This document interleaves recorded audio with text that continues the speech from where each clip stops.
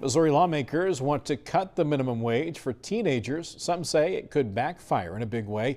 Our Missouri Capitol reporter Hannah Falcon is breaking down the proposal and the real-world impact.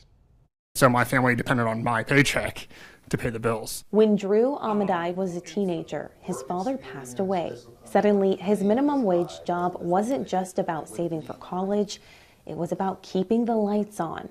I needed those wages. My family needed those wages. State Senator Joe Nicola is proposing to lower the minimum wage for workers under 18 from $15 an hour to $12.30. This ensures young workers are paid fairly, while also acknowledging that entry-level jobs are fundamentally different from full-time adult employment. This idea isn't new. 34 states and Washington, D.C. have separate youth minimum wages. But Missouri's proposal comes at a curious moment as teen employment dropped 15% over the past decade.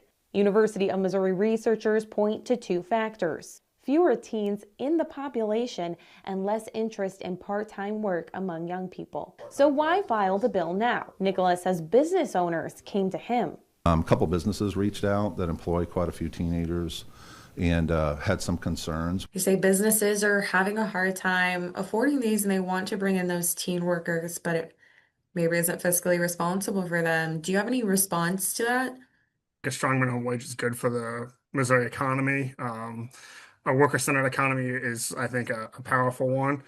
Right now, this bill is in committee. If lawmakers approve it, then the full Senate could debate and possibly vote on it. Reporting in Jefferson City, I'm Hannah Falcon.